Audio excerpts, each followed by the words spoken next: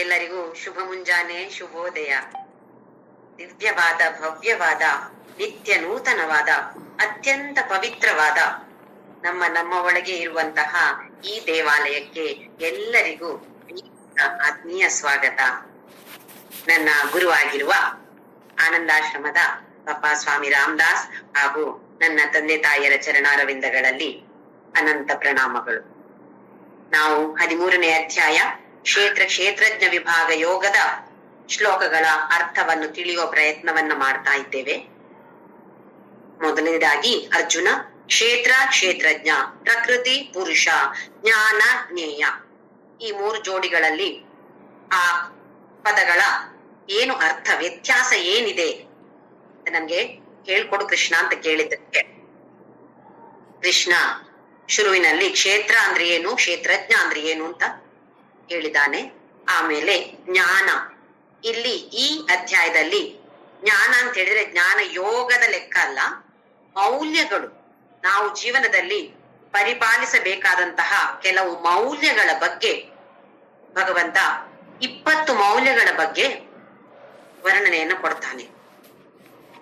ಇದು ಹೇಗೆ ಅಂತ ಹೇಳಿದ್ರೆ,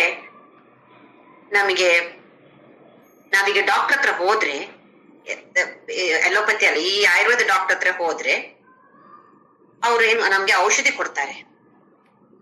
ಔಷಧಿ ಕೊಟ್ಟು ಅದರ ಜೊತೆ ಪಥ್ಯ ಹೇಳ್ತಾರೆ. ನೋಡಿ, ಇದು ತಿನ್ಬೇಡಿ, ಕಾಫಿ ಕುಡಿಬೇಡಿ, ಟೀ ಕುಡಿಬೇಡಿ, ಅಥವಾ ಹಾಲು, ಮಜ್ಜಿಗೆ, ಮೊಸರು, ಯಾವುದೋ ಒಂದು 4-5 ಐಟಮ್ಸ್ ಹೇಳ್ತಾರೆ. ಇದನ್ನ ತಗೋಬೇಡಿ, ಅಥವಾ ಯಾವುದು ಒಳ್ಳೇದು, ಈ ಔಷಧದ ಜೊತೆ ಯಾವುದು ಆಹಾರ ನಿಮ್ಗೆ ಒಳ್ಳೇದು, ಯಾವುದು ಒಳ್ಳೇದಲ್ಲ ಅಂತ ನಮ್ಗೆ ಹೇಳ್ತಾರೆ. ಯಾಕೆ ಪಥ್ಯ ಮಾಡ್ಬೇಕು? ಆ ಔಷಧಿ ಫಲಕಾರಿ ಆಗ್ಬೇಕಿದ್ರೆ, ಏನೋ ಪರಿಣಾಮ ಬೀರ್ಬೇಕಿದ್ರೆ ನಮ್ಮ ದೇಹದಲ್ಲಿ ಈ ಪಥ್ಯ ಅಗತ್ಯ. ಅಂದ್ರೆ ನಮ್ಮ ದೇಹವನ್ನ ಒಂದು ಕಂಡೀಷನ್ ಅಲ್ಲಿ ಇಟ್ಕೊಳ್ಳತ್ತೆ ಈ ಪಥ್ಯ ಮಾಡಿದಾಗ. ಇಲ್ಲ ನಮ್ಗೆ ಬೇಕಾಬಿಟ್ಟಿ ತಿಂದ್ರೆ ಮತ್ತೆ ಔಷಧಿ ಪರಿಣಾಮ ಆಗತ್ತೋ ಇಲ್ವೋ ಅಂತ ಹೇಳಕ್ಕಾಗಲ್ಲ. ಒಂದೊಂದು ದೇಹಕ್ಕಾದ್ರೂ ಆಗ್ಬೋದು, ಆದ್ರೂ ಪಥ್ಯವನ್ನ ಖಂಡಿತವಾಗಿಯೂ ಆಯುರ್ವೇದ ವೈದ್ಯರು ಖಂಡಿತವಾಗಿಯೂ ಹೇಳ್ತಾರೆ. ಹಾಗೆ ಇಲ್ಲಿ ನಮ್ಗೆ ಈ ಮೌಲ್ಯಗಳು ಅಂತ ಹೇಳೋದು ಒಂದು ಪಥ್ಯದ ಹಾಗೆ. ಅಂದ್ರೆ ಇದನ್ನ ಆಚರಣೆಯಲ್ಲಿ ನಾವು ತಂದ್ರೆ ನಮ್ಮ ಮನಸ್ಸು, ದೇಹ ಈ ಜ್ಞಾನವನ್ನ ಅಥವಾ ಮೋಕ್ಷವನ್ನ ಗ್ರಹಿಸೋದಿಕ್ಕೆ ತಯಾರಾಗಿರುತ್ತೆ. ಇಲ್ಲ ಹೇಗೇಗೋ ಇದ್ರೆ ಜ್ಞಾನ ಅಂತೂ ಖಂಡಿತವಾಗಿ, ಜ್ಞಾನ ಅಂದ್ರೆ ಈ ಮೌಲ್ಯ ಅಲ್ಲ, ಈಗ ಜ್ಞಾನ ಯೋಗ, ಆ ಜ್ಞಾನದ ಬಗ್ಗೆ ಹೇಳ್ತಾ ಇರೋದು ಅಥವಾ ಮೋಕ್ಷದ ಬಗ್ಗೆ ಹೇಳ್ತಾ ಇರೋದು, ಅದು ಖಂಡಿತವಾಗಿಯೂ ನಮ್ಗೆ ಸಿಗಕ್ಕೆ ಸಾಧ್ಯನೇ ಇಲ್ಲ. ಹೇಗೆ ನಾವು ಪಥ್ಯವನ್ನ ಆಚರಿಸಿ ಔಷಧಿಯನ್ನ ತಗೊಳ್ತೇವೋ ಹಾಗೆಯೇ ಈ ಮೌಲ್ಯಗಳನ್ನ ನಾವು ಎಲ್ಲವನ್ನು ಅರ್ಥ ಮಾಡಿಕೊಂಡು ನಮ್ಮ ಕೈಯಲ್ಲಿ ಎಷ್ಟು ಆಗತ್ತೋ ಅಷ್ಟು ಪ್ರಯತ್ನವನ್ನ ಖಂಡಿತವಾಗಿಯೂ ನಾವೆಲ್ಲರೂ ಮಾಡ್ಬೇಕು. ಹಾಗೆ ಇಲ್ಲಿ 12ನೇ ಶ್ಲೋಕದಿಂದ ಅಲ್ಲ 8ನೇ ಶ್ಲೋಕದಿಂದ 12ನೇ ಶ್ಲೋಕದವರೆಗೆ 20 ಮೌಲ್ಯಗಳನ್ನ ಭಗವಂತ ನಮ್ಗೆ ಅಷ್ಟು ಕ್ಲಿಯರ್ ಆಗಿ ಹೇಳಿದ್ದಾನೆ. ಏನ್ ಮಾಡ್ಬೇಕಾಗಿರೋದು, ಏನ್ ಮಾಡ್ಬಾರ್ದು, ಮಾನಿತ್ವಂ ಇರ್ಲೇಬಾರ್ದು, ಮಾನಿತ್ವಂ, ದಂಭಿತ್ವಂ, ಅಹಂಕಾರ, ಹಾಗೆ ಆತ್ಮ ವಿನಿಗ್ರಹ ಅಂತ ಹೇಳಿದಾನೆ. ಇಲ್ಲಿ ಆತ್ಮ ಅಂತ ಹೇಳಿದ್ರೆ ಸ್ಥೂಲ ಶರೀರ ಹಾಗೂ ಸೂಕ್ಷ್ಮ ಶರೀರ, ಅಂದ್ರೆ ಎಲ್ಲ ಇಂದ್ರಿಯಗಳು, ಜ್ಞಾನೇಂದ್ರಿಯಗಳು, ಕರ್ಮೇಂದ್ರಿಯಗಳು, ಹಾಗೆ ಪ್ರಾಣವಾಯು, ಮತ್ತೆ ಮನಸ್ಸು, ಮತ್ತೆ ಬುದ್ಧಿ, ಇದು ನಮ್ಮ ವಶದಲ್ಲಿ ನಾವು ಇಟ್ಕೊಳ್ಳೇಬೇಕಾಗತ್ತೆ. ಆಗ್ಲಿಲ್ಲ, ಸ್ವಲ್ಪವಾದ್ರೂ ಪ್ರಯತ್ನವನ್ನ ಮಾಡ್ಬೇಕು. ಇಂದ್ರಿಯದ ಬಗ್ಗೆ ಮಾತಾಡಿದಾಗ 5 ಜ್ಞಾನೇಂದ್ರಿಯಗಳು, 5 ಕರ್ಮೇಂದ್ರಿಯಗಳು, ಅದರಲ್ಲಿ ಅತ್ಯಂತ ಪ್ರಮುಖವಾದದ್ದು ನಾಲಿಗೆ.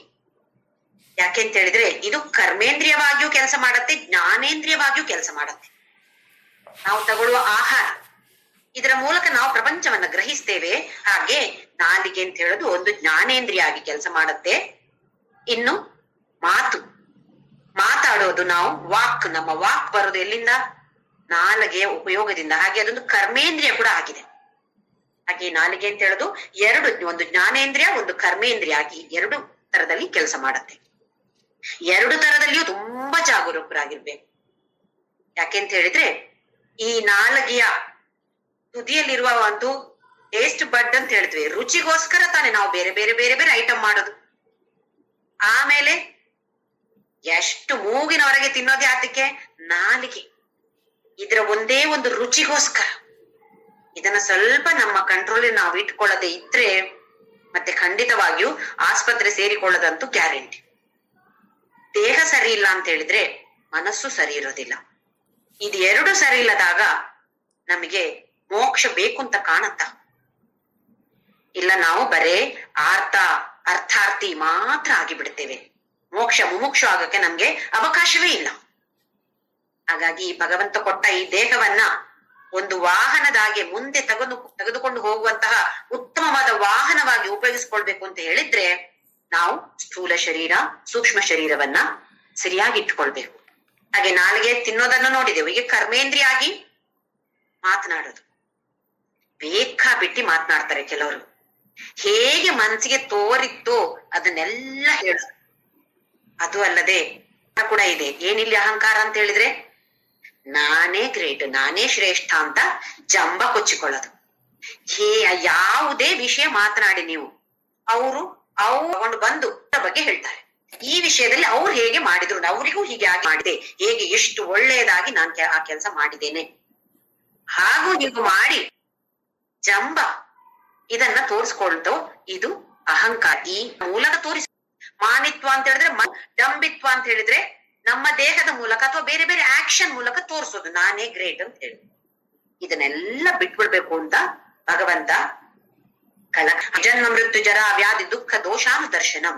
ದೇಹ ಅಭಿಮಾನವನ್ನ ಎಷ್ಟು ಜನ್ಮದಲ್ಲಿ ಇಟ್ಕೊಳ್ತೀಯ, ಸ್ವಲ್ಪ ದುಃಖ ನೋಡು, ಇದರ ದೋಷ ನೋಡು. ಜನ್ಮ ಮೃತ್ಯು ಜರ ವ್ಯಾಧಿ ಸ್ವಲ್ಪ ಸುಮ್ನೆ ನೋಡೋದಲ್ಲ ನಾವು.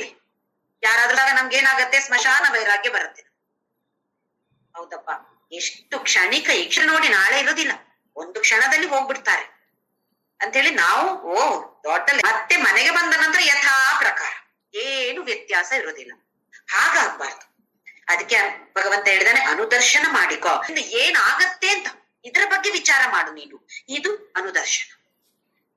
ಹಾಗೆಯೇ ಭಕ್ತಿರವ್ಯ ವಿಚಾರಿಣಿ ಅನನ್ಯ ಯೋಗೇನ. ಅಲ್ಲಿಯೇ ಅನನ್ಯ ಭಕ್ತಿಯಿಂದ ಬೇರೆ ಬೇರೆ ಇಷ್ಟ ದೇವತೆಯನ್ನ ಪೂಜಿಸಿದ್ರು ಇದು ಎಲ್ಲವೂ ಕೂಡ ಆ ಪರಬ್ರಹ್ಮನೇ, ತತ್ವ ಒಂದೇ ಅಂತ ಅರಿತುಕೋ. ಹಾಗೆ ವಿವಿಕ್ತ ದೇಶ ಸೇವಿತ್ವ ಅತಿರ್ಜನ ಸಂಸದಿ. ಅಲ್ಲಿ ಇಲ್ಲಿ ಹೋಗ್ಬಾರ್ದು, ಜನ ಸಮೂಹದಲ್ಲಿ ಸೇರ್ಬಾರ್ದು ಅಂತ ಇಲ್ಲ. ಆದ್ರೆ ರತಿ ಅಂತ ಹೇಳಿದ್ರೆ ಅದರಲ್ಲಿ ಮುಳುಗಿ ಹೋಗೋದು.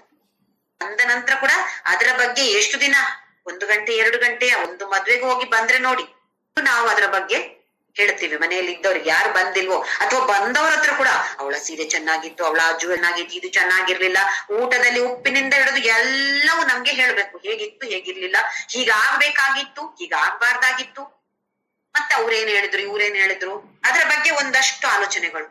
ಅದಕ್ಕಾಗಿ ಹೀಗೆ ಒಂದು ದಿನವ ಎಷ್ಟು ದಿನಗಟ್ಲೆ ನಾವು ಅದರ ಬಗ್ಗೆ ಮಾತಾಡ್ತಾ ಇರ್ತೇವೆ. ಅದಕ್ಕೆ ಭಗವಂತ ಹೇಳ್ತಿದ್ದಾನೆ ಅರತಿರ್ಜನ ಸಂಸದಿ, ಅದರಲ್ಲೇ ಮುಳುಗಿ ಹೋಗ್ಬೇಡ ಅರ್ಜುನ.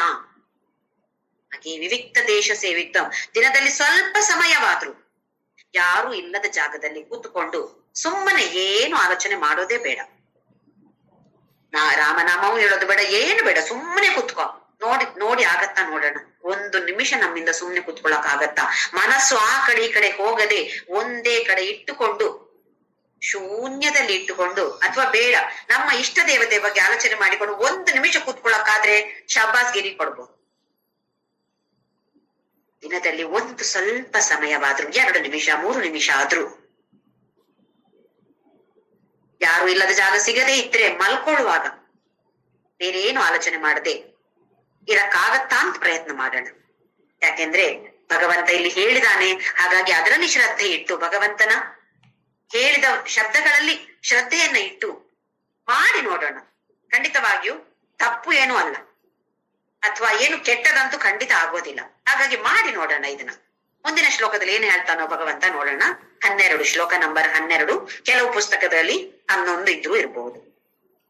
ಅಧ್ಯಾತ್ಮ ಜ್ಞಾನ ನಿತ್ಯತ್ವಂ ತತ್ವಜ್ಞಾನಾರ್ಥ ದರ್ಶನಂ ಏತಜ್ಞಾನಮಿತಿ ಪ್ರೋಕ್ತಂ ಅಜ್ಞಾನಂ ಯದತೋನ್ಯಥಾ.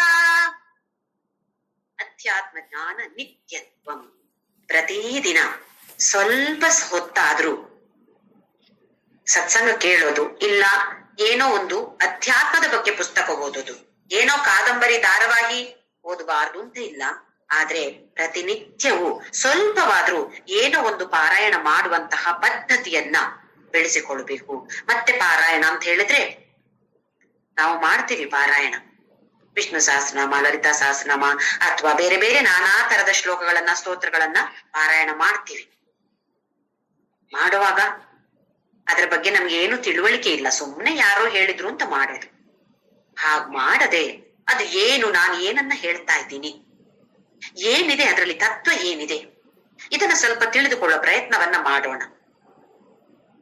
ಹಾಗೆಯೇ ಈಗ ನೋಡಿ, ಒಂದು ಜಾಗದಲ್ಲಿ ಇಟ್ಟಿಗೆಗಳ ರಾಶಿ ಹಾಕಿದ್ದಾರೆ.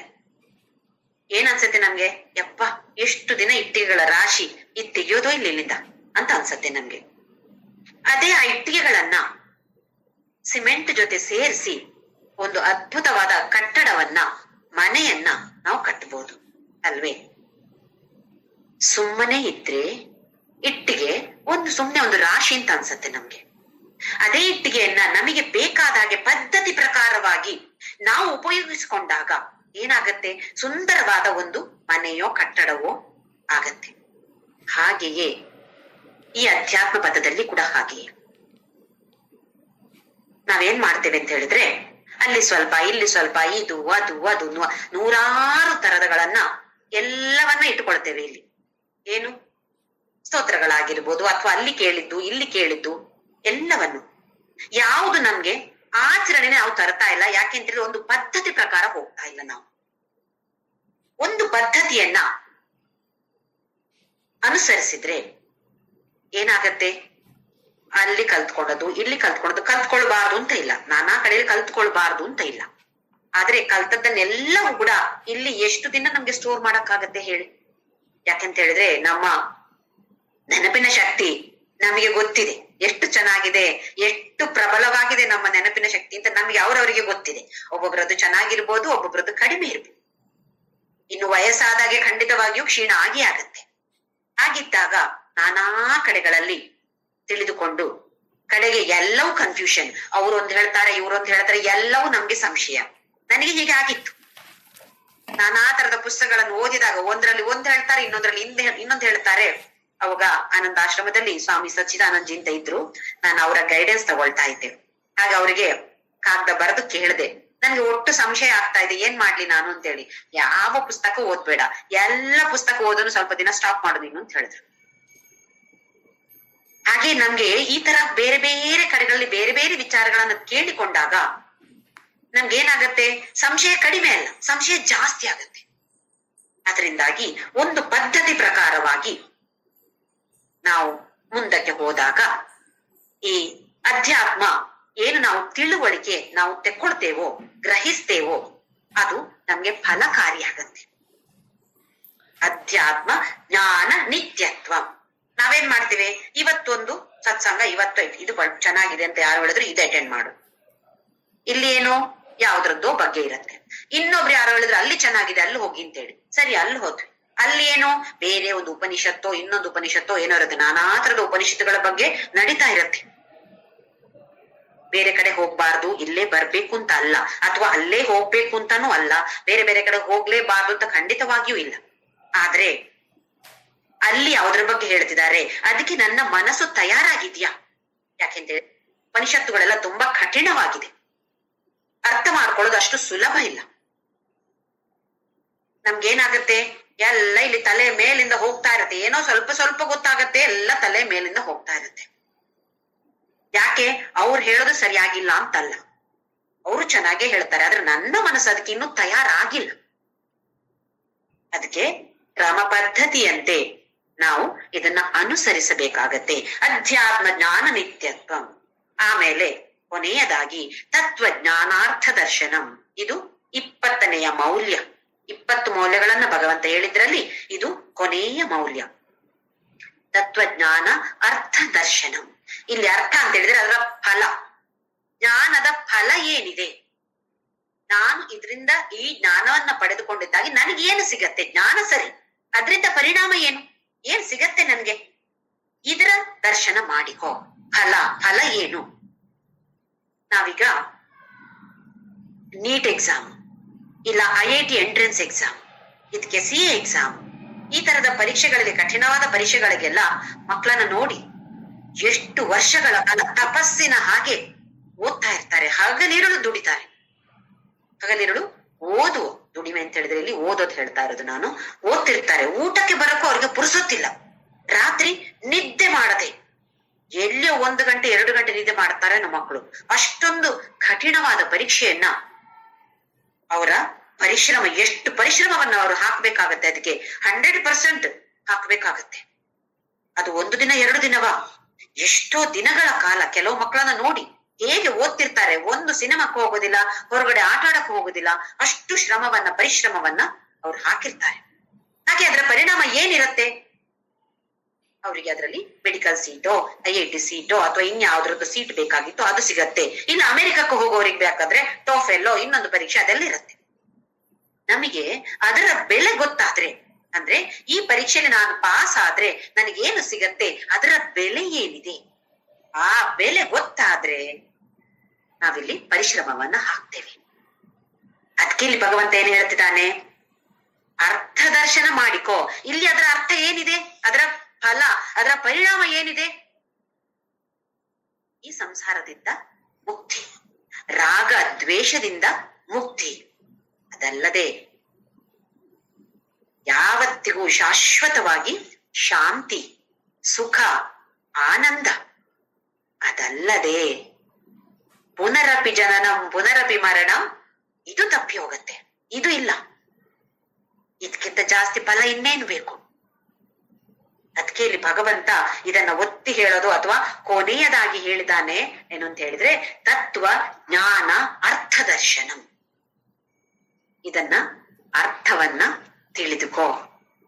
ಈ ಅರ್ಥ ಗೊತ್ತಾದ್ರೆ ತಾನೇ ಇದು ಬೇಕು ಅಂತ ಆಗೋದು. ಇದರ ಪರಿಣಾಮ ಏನು ಅಂತ ಗೊತ್ತಿದ್ರೆ ಪರಿಶ್ರಮ ಹಾಕಕ್ಕೆ ನಾವು ರೆಡಿ ಇರ್ತೇವೆ. ಇಲ್ಲದೆ ಇದ್ರೆ ಅದರ ಪರಿಣಾಮ ಇಷ್ಟೇಯಾ, ಅದೇ ಯಾರಿಗೆ ಬೇಕು? ನಾವ್ ಹಾಗೆ ಮಾಡುದಿಲ್ವಾ? ಅಲ್ಲಿ ಹೋದ್ರೆ ನಂಗೇನ್ ಸಿಗತ್ತೆ? ಇಲ್ಲ ಈ ಸ್ತೋತ್ರ ಹೇಳಿದ್ರೆ ನಂಗೇನ್ ಸಿಗತ್ತೆ? ಮೊದಲು ನೋಡೋದು ಫಲಶ್ರುತಿ. ಫಲಶ್ರುತಿಯಲ್ಲಿ ಏನಿದೆ? ಇದು ಸಿಗತ್ತೆ ಅಂತ ಆದ್ರೆ ನಾನು ಈ ಶ್ಲೋಕ ಹೇಳ್ತೇನೆ. ಇಲ್ದಿದ್ರೆ ನಮ್ಗೆ ಅಷ್ಟು ಆ ಶ್ಲೋಕದ ಮೇಲೆ ನಂಬಿಕೆ ಇಲ್ಲ, ಶ್ರದ್ಧೆಯಿಂದ ನಾವು ಹೇಳೋದಿಲ್ಲ. ಯಾಕೆ ಅಂತ ಹೇಳಿದ್ರೆ ಫಲ ಹೀಗಿದೆ. ಹಾಗೆ ಇಲ್ಲಿ ಭಗವಂತ ಏನ್ ಹೇಳ್ತಿದ್ದಾನೆ? ತತ್ವ ಜ್ಞಾನ ಅರ್ಥ ದರ್ಶನ. ಈ ಜ್ಞಾನದಿಂದ ಪರಿಣಾಮ ಏನು? ಇದರ ದರ್ಶನ ಮಾಡಿಕೋ ಅರ್ಜುನ. ದರ್ಶನ ಅಂತ ಹೇಳಿದ್ರೆ ನೋಡು ಅಂತಲ್ಲ, ತಿಳಿದುಕೊಂಡು ಮನನ ಮಾಡಿಕೋ. ನೀನ್ ಅದ್ರ ಮೇಲೆ ಆಲೋಚನೆ ಮತ್ತೆ ಮತ್ತೆ ಮತ್ತೆ ಮತ್ತೆ ಆಲೋಚನೆ ಮಾಡಿದಾಗ ಹೀಗಾಗತ್ತೆ ಅಂತ ಇದ್ರೆ ಈ ಮೌಲ್ಯಗಳಿಗೆ ಬೆಲೆಯನ್ನ ಕೊಡ್ತೀಯ. ಇಲ್ಲದೆ ಇದ್ರೆ ಈ ಮೌಲ್ಯಗಳು ಯಾರೋ ಪಾಲಿಸ್ಲಿ, ನನ್ನಂತವ್ರಿಗೆ ಅಲ್ಲ, ಇದು ನನ್ನಿಂದ ಒಂದು ಸಾಧ್ಯನೂ ಇಲ್ಲ, ನನಗೆ ಬೇಡವೂ ಬೇಡ. ಮತ್ತೆ ಮುಮುಕ್ಷವಾಗಿ ಮೋಕ್ಷ ಬೇಕು ಅಂತ ಯಾರಿಗಿದೆಯೋ ಅವರಿಗೆ ಮಾತ್ರ ಈ ಮೌಲ್ಯಗಳು ಅಗತ್ಯ. ಇಲ್ಲ ನನಗೆ ಈ ಭಗವದ್ಗೀತೆ ಸುಮ್ಮನೆ ನಾನು ಟೈಮ್ ಪಾಸಿಗೆ ಓದೋದು, ಟೈಮ್ ಪಾಸಿಗೆ ಕೇಳೋದು, ನನಗೆ ಬೇಕಾಗಿರೋದೇನು? ಮತ್ತೆ ಲೋಕದಲ್ಲಿ ಲೌಕಿಕವಾದ ವ್ಯವಹಾರಕ್ಕೆ ಬೇಕಾದ ನನ್ನ ಬಿಸಿನೆಸ್ ಚೆನ್ನಾಗಿ ಆಗ್ಲಿ, ನನಗೆ ಹೀಗಾಗ್ಲಿ, ನನಗೆ ಹಾಗಾಗ್ಲಿ, ನನ್ನ ಗಂಡರಿಗೆ ನನ್ನ ಮಕ್ಕಳಿಗೆ ಹೀಗಾಗ್ಲಿ ಹಾಗಾಗ್ಲಿ ಅಂತ ಕೋರಿಕೆಗಳಿಗಿದ್ರೆ ಅಥವಾ ಕೋರಿಕೆಗಳು ತೀರಿಸಕ್ಕೋಸ್ಕರ ಮಾಡೋದಿದ್ರೆ ಈ ಮೌಲ್ಯಗಳು ಹೆಚ್ಚು ಅಗತ್ಯ ಅಲ್ಲ. ನಾವೆಲ್ಲರೂ ಇವಾಗ ಸಾಧಕರು, ಮೋಕ್ಷ ಸಂಪಾದನೆಗೋಸ್ಕರ ಪಣ ತೊಡುವವರಂತರ ಆದ್ರೆ ಈ 20 ಮೌಲ್ಯಗಳನ್ನ ಅರ್ಥ ಮಾಡಿಕೊಂಡು ಮತ್ತೆ ಮತ್ತೆ ಮನನ ಮಾಡಿಕೊಂಡು ಹೇಗೆ ಇದನ್ನ ಆಚರಣೆಗೆ ನಾವು ತರಬಹುದು ಅಂತ ಹೇಳುವ ಪ್ರಯತ್ನವನ್ನ, ಆಚರಿಸುವಂತಹ ಪ್ರಯತ್ನವನ್ನ ಮಾಡಬೇಕು. ನಮ್ಗೆ ಒಂದು ದಿನದಲ್ಲಿ ಬರುವಂತದ್ದಲ್ಲ ಇದು. ಇವತ್ತು ಬಂದು ನಾಳೆ ಬರ್ಬೇಕು ಅಂತ ಏನು ಗ್ಯಾರಂಟಿ ಏನಿಲ್ಲ. ಅಂದ್ರೆ ನಾವು ಫೇಲ್ ಆಗ್ಬೋದು. ಹೀಗೆ ಮಾಡ್ಬೇಕು ಅಂತ ಆಲೋಚನೆ ಮಾಡಿದ್ದೆ, ಬಟ್ ಆಗ್ಲಿಲ್ಲ, ಸರಿ ಫೇಲ್ ಆಯ್ತು. ಮತ್ತೆ ಅಲ್ಲಿಂದ ಏಳ್ಬೇಕು. ನಾವು ಎದ್ದು ಇನ್ನೊಂದ್ಸಲ ಪ್ರಯತ್ನ ಮಾಡ್ತೇನೆ ನಾನು. ಈ ದೃಢ ನಿಶ್ಚಯವನ್ನ ನಾವೆಲ್ಲರೂ ಖಂಡಿತವಾಗಿಯೂ ಮಾಡಿ ಅಧ್ಯಾತ್ಮ ಪಥದಲ್ಲಿ ಭಗವಂತ ಹೇಳಿದ ಹಾಗೆ ಆಚರಣೆಯನ್ನ ಮಾಡಿ ಮುಂದಕ್ಕೆ ಹೋಗುವಂತವರಾಗ್ಬೇಕು, ಮುಂದಕ್ಕೆ ಸಾಗುವಂತವರಾಗ್ಬೇಕು. ಈ ಶ್ಲೋಕದ 2ನೆಯ ವಾಕ್ಯದಲ್ಲಿ ಏತದ್ ಜ್ಞಾನಮಿತಿ ಪ್ರೋಕ್ತಂ ಅಜ್ಞಾನಂ ಯದತೋನ್ಯಥಾ ಏತದ್ ಜ್ಞಾನಂ ಇತಿ ಪ್ರೋಕ್ತಂ. ಅರ್ಜುನ, ಬೇರೆ ಯಾವುದನ್ನು ಜ್ಞಾನ ಅಂತ ಕರೆಯೋದಿಲ್ಲ. ಬೇರೆಲ್ಲ ಏನು? ಅಜ್ಞಾನ ಯತತೋ ಅನ್ಯಥ. ಇದನ್ನ ಬಿಟ್ಟು ಬೇರೇನಾದ್ರೂ ಇದೆಯಾ ಅರ್ಜುನ? ಅದೆಲ್ಲವೂ ಅಜ್ಞಾನ. ಹಾಗಿದ್ರೆ ಆಲೋಚನೆ ಮಾಡಿ, ನಾವು ಎಷ್ಟೊಂದು ಕಲ್ತುಕೊಂಡಿದ್ದೇವೆ. ಇದೆಲ್ಲವೂ ಅಜ್ಞಾನನ? ಭಗವಂತ ಹಾಗೆ ಹೇಳ್ತಿದ್ದಾನೆ, ಈ ಮೌಲ್ಯಗಳ ಬಗ್ಗೆ ತಿಳಿದುಕೋ. ಇದು ಗೊತ್ತಿಲ್ವಾ ನಿಂಗೆ? ಇದನ್ನೇ ಜ್ಞಾನ ಅಂತ ಹೇಳುದು. ಇದು ಗೊತ್ತಿಲ್ವಾ? ಹಾಗಾದ್ರೆ ನಿಂಗೇನ್ ಗೊತ್ತಿದೆ? ಎಲ್ಲವೂ ಅಜ್ಞಾನ. ನಾವೇನ್ ಅನ್ಕೊಂಡಿದೀವಿ, ಅಬ್ಬ ನನಗೆ ಅದು ಗೊತ್ತು, ನನಗೆ ಇದು ಗೊತ್ತು, ಇನ್ನೊಂದು ಗೊತ್ತು, ಮತ್ತೊಂದು ಗೊತ್ತು, ನಾನು ಅದ್ರಲ್ಲೂ ಹುಷಾರು, ಇದ್ರಲ್ಲೂ ಹುಷಾರು ಅಂತೆಲ್ಲ ಸೆಲ್ಫ್ ಡಬ್ಬಗಳು ನಾವೆಲ್ಲ. ಭಗವಂತ ನಮ್ಮನ್ನ ತುಸ್ ಮಾಡಿಬಿಟ್ಟಿದ್ದಾನೆ ಇಲ್ಲಿಗ. ಅದೆಲ್ಲ ಜ್ಞಾನ ಅಲ್ಲ, ಅದೆಲ್ಲ ಅಜ್ಞಾನ. ಮತ್ತೆ ಜ್ಞಾನ ಯಾವುದು? ಇಲ್ಲಿ ನಾನು ಹೇಳಿದೆ, ಇದು ಮಾತ್ರ ಜ್ಞಾನ. ಏತಜ್ಞಾನಂ ಇತಿ ಪ್ರೋಕ್ತಂ ಅಜ್ಞಾನಂ ಯತತೋ. ಇದು ಬಿಟ್ಟು ಬಿಟ್ಟು ಅನ್ಯಥಾ ಇನ್ನೇನೇನಿದೆಯೋ ಎಲ್ಲವೂ ಅಜ್ಞಾನ. ಭಗವಂತ ಎಷ್ಟು ಚೆನ್ನಾಗಿ ಹೇಳ್ತಿದ್ದಾನೆ. ಹಾಗಾಗಿ ನಮ್ಗೇನ್ ಗೊತ್ತಿದೆ? ಏನು ಗೊತ್ತಿಲ್ಲ. ನಮ್ಗೆ ಗೊತ್ತಿರೋದೆಲ್ಲ ಅಜ್ಞಾನ.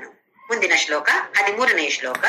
ಜ್ಞೇಯಂ ಯತ್ತತ್ ಪ್ರವಕ್ಷ್ಯಾಮಿ ಯಜ್ಞಾತ್ವಾಮೃತಮಶ್ನುತೆ ಅನಾದಿಮತ್ ಪರಂ ಬ್ರಹ್ಮ ನ ಸತ್ತನ್ನಾಸದುಚ್ಯತೆ. ಇಲ್ಲಿವರೆಗೆ ಜ್ಞಾನದ ಬಗ್ಗೆ ಹೇಳಿದ.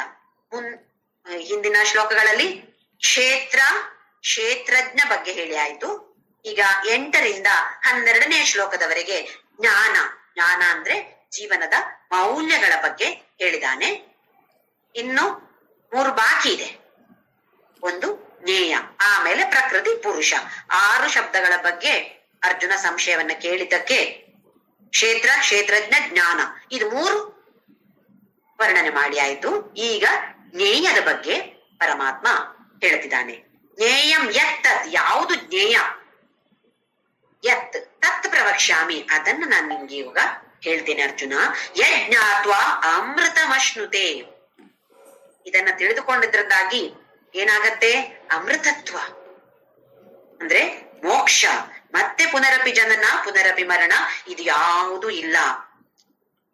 ಯಾವುದು ಗೊತ್ತಾದ್ರಿಂದಾಗಿ ಜ್ಞೇಯ.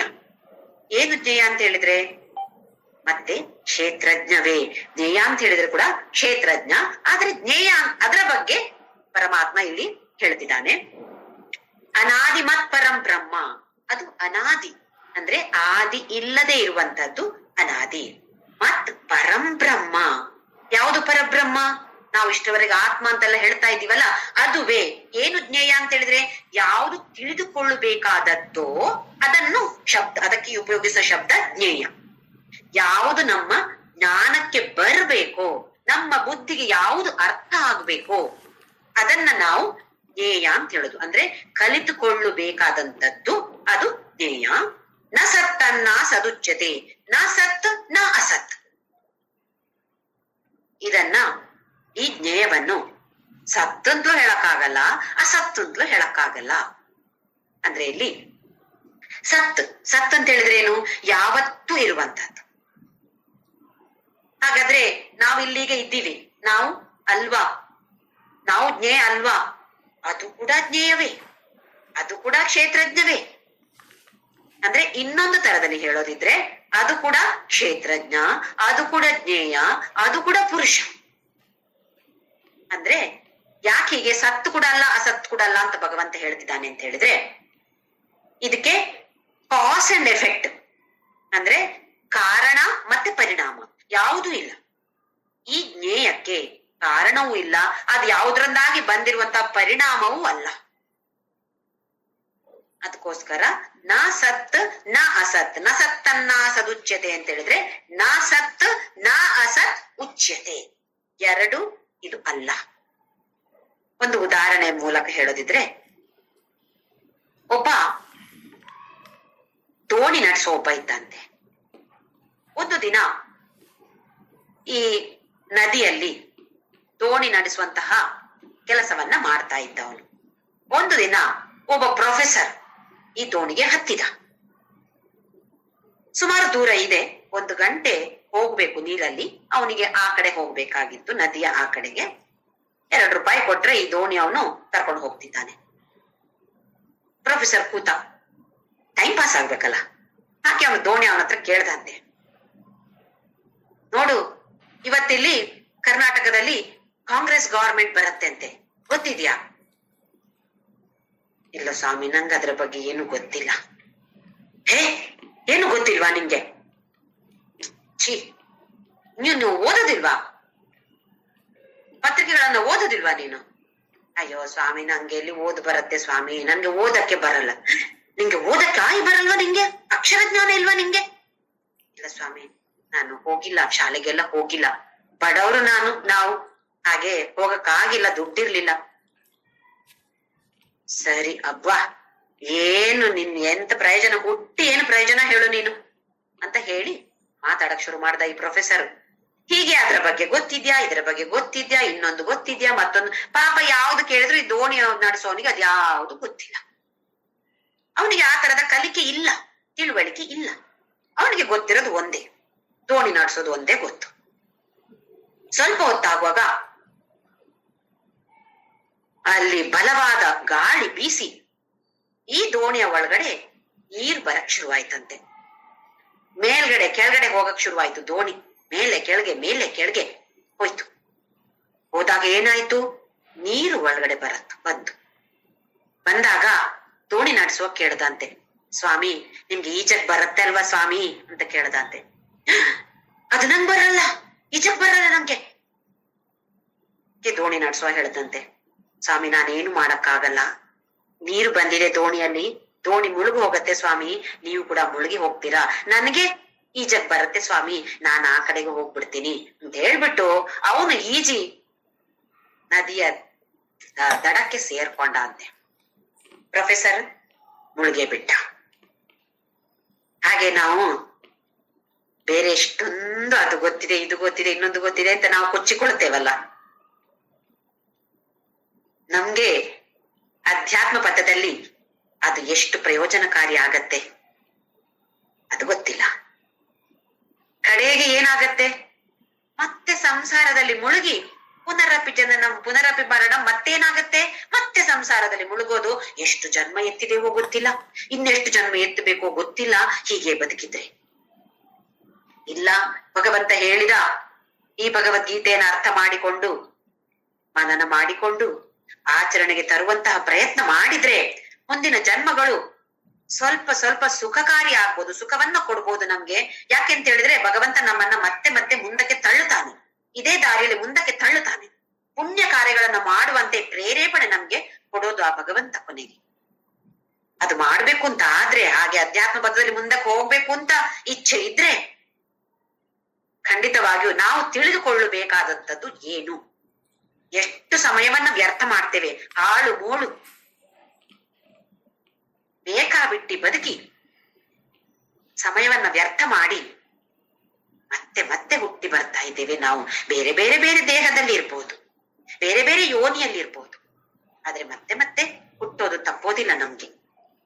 ಅದು ಗೊತ್ತಿದ್ದಾಗ ಭಗವಂತ ಹೇಳ್ತಿದ್ದಾನೆ, ಜ್ಞೇಯ, ಯಾವುದನ್ನು ನೀನ್ ಅರಿತುಕೊಳ್ಬೇಕು ಅದನ್ನು ನಾನು ನಿನ್ಗೀಗ ಹೇಳ್ತೇನೆ. ಅದರಿಂದ ತಿಳಿದುಕೊಂಡಿದ್ದಾಗಿ ಅಮೃತ, ನಿನಗೆ ಅಮೃತತ್ವ ಸಿಗತ್ತೆ. ಇದಕ್ಕಿಂತ ಜಾಸ್ತಿ ನಮ್ಗೆ ಇನ್ನೇನ್ ಬೇಕು? ಅದನ್ನು ಸತ್ತಂತ ಹೇಳಕ್ಕಾಗಲ್ಲ, ಅಸತ್ತಂತ ಹೇಳಕ್ಕಾಗಲ್ಲ.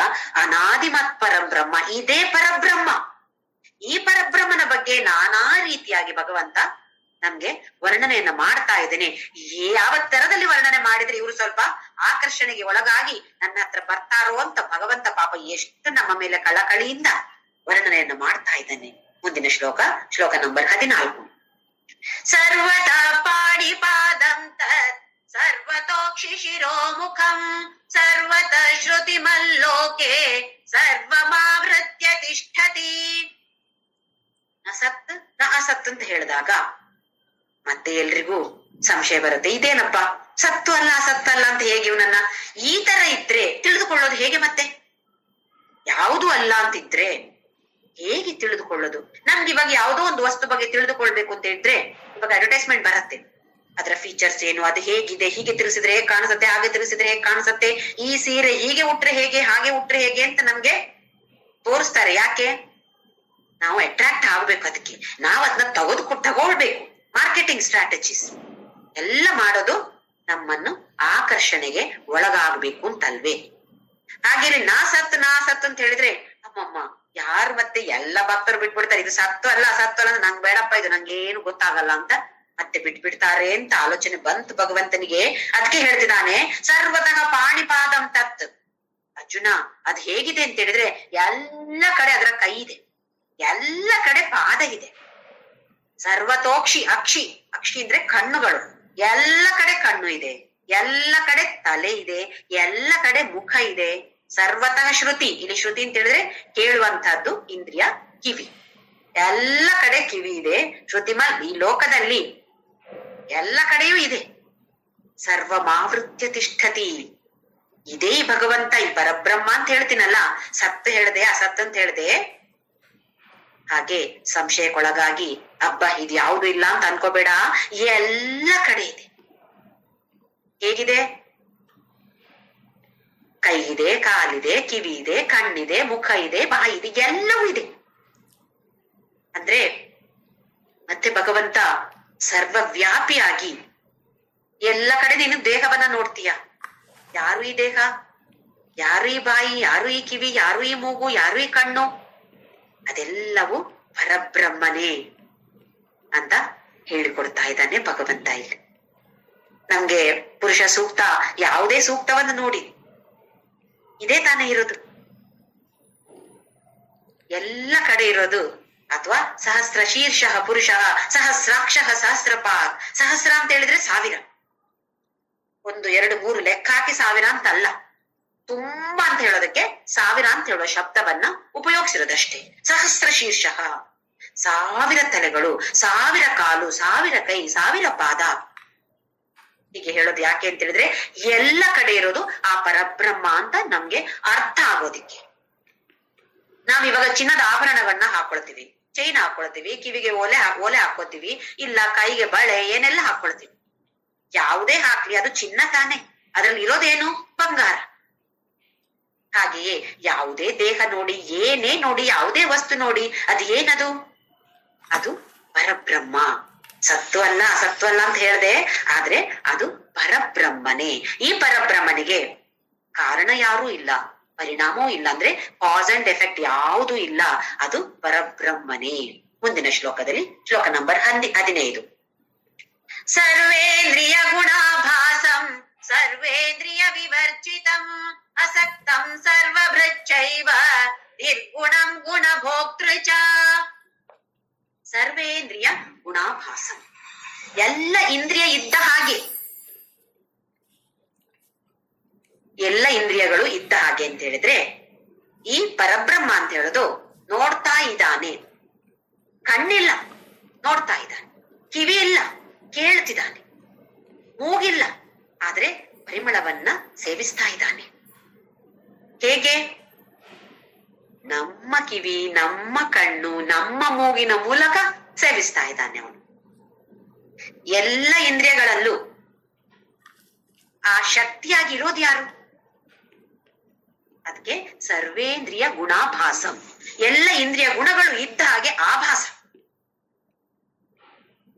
ನಮ್ಮ ಇಂದ್ರಿಯಗಳ ಮೂಲಕ ಆ ಇಂದ್ರಿಯಗಳ ಕೆಲಸವನ್ನ ಮಾಡ್ತಾ ಇರೋದು ಯಾರು? ಇದು ಆ ಪರಬ್ರಹ್ಮ, ಅಥವಾ ಆ ಇಂದ್ರಿಯಕ್ಕೆ ಶಕ್ತಿ ಕೊಡುವಂತಹದ್ದು ಈ ಪರಬ್ರಹ್ಮನೇ. ಸರ್ವೇಂದ್ರಿಯ ವಿವರ್ಜಿತಂ, ಎಲ್ಲ ಇಂದ್ರಿಯಗಳನ್ನ ವಿವರ್ಜಿತ, ಅವನಿಗಿಲ್ಲ ಇಂದ್ರಿಯಗಳು ಯಾವುದು, ಅವನಿಗಿಲ್ಲ. ಸರ್ವೇಂದ್ರಿಯ ವಿವರ್ಜಿತಂ ಅಸಕ್ತಂ, ಒಂದ್ಸಲ ನೋಡಿದ್ದೇವೆ ನಾವು ಶ್ಲೋಕ ನಂಬರ್ 10ರಲ್ಲಿ. ಅಸಕ್ತ, ಅಸಕ್ತ ಅಂತ ಹೇಳಿದ್ರೆ ಎಲ್ಲದರಿಂದ ಡಿಟ್ಯಾಚ್ ಆಗಿರುವಂತದ್ದು ಮನಸ್ಸು. ಮನಸ್ಸು ಈ ಎಲ್ಲ ಇಂದ್ರಿಯಗಳಿಂದ ಅಥವಾ ಈ ಪ್ರಪಂಚದಿಂದಲೇ ಡಿಟ್ಯಾಚ್ ಆಗಿರುವಂತದ್ದು, ವ್ಯಾಮೋಹ ಇಲ್ಲದೆ ಇರುವಂತದ್ದು ಅಸಕ್ತ. ಸರ್ವಭೃತ್ ಅಂದ್ರೆ ಎಲ್ಲವನ್ನು ಪಾಲನೆ ಪೋಷಣೆ ಮಾಡುವಂಥದ್ದು. ಹಾಗೆಯೇ ನಿರ್ಗುಣಂ, ಅವನಿಗೆ ಯಾವ ಗುಣ ಇದೆ? ಅವನಿಗೆ ಯಾವ ಗುಣವೂ ಇಲ್ಲ.